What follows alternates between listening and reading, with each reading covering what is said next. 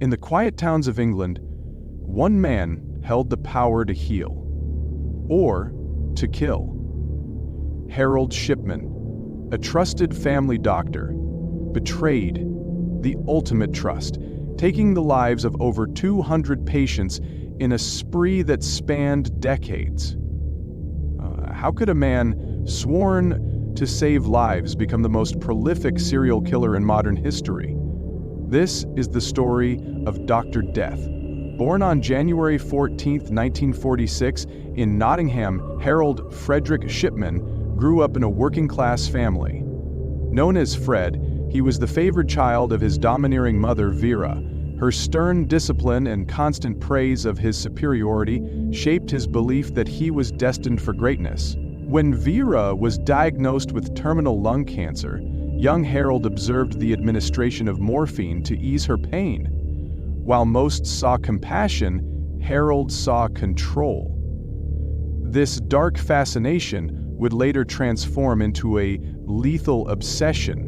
By 1965, Shipman entered Leeds University Medical School. Although socially isolated, he found solace in his studies and in his eventual wife, Primrose. But beneath the surface, a chilling pathology was brewing.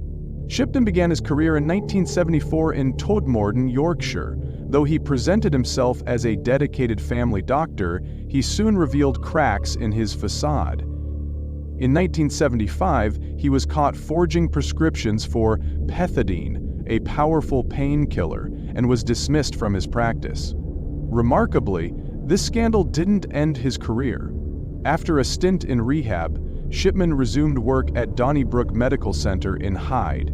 Here, he thrived for over 2 decades, earning the trust of his patients while hiding his sinister motives. The community saw him as a hard-working doctor, but behind closed doors, the death toll began to rise. Suspicion began to grow when a local undertaker noticed an unusual number of deaths among Shipman's patients. Even stranger, the deceased were often found fully dressed and sitting upright, a bizarre pose in death. Dr. Susan Booth, a colleague, raised concerns, but initial investigations cleared Shipman due to his meticulous record-keeping. Unbeknownst to authorities, he was altering patient records to match the fabricated causes of death. Then came the death of Kathleen Grundy, an active 81-year-old widow. Sat in Dr. Shipman's surgery.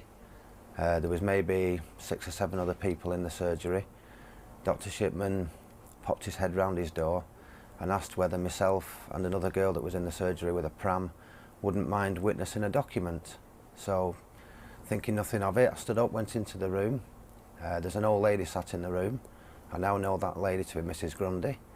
The doctor passed me a folded over document, which he said, as he passed it, he asked Mrs. Grundy whether or not she was okay with it, or something along the lines of, are you sure about this, is this okay? He indicated where I was to sign the document. The document was folded over so I couldn't read it, I couldn't see what was on the document, and being in the doctor's surgery I didn't dream of asking. I signed my name. Mrs. Grundy's signature was already on the document. I believed I was signing a medical form. I didn't for a minute believe I was signing a will. I would have expected to sign wills in solicitors' offices, not in doctors' surgeries. Her daughter, Angela Woodruff, was alarmed when a suspicious will surfaced, leaving Shipman her mother's entire estate. Angela's relentless pursuit of justice uncovered the horrifying truth. In 1998, police exhumed Grundy's body, revealing a lethal dose of morphine administered hours before her death. A raid on Shipman's home uncovered medical records, a forged will, and a sinister stockpile of jewelry belonging to his victims. Shipman was charged with 15 murders and 1 count of forgery.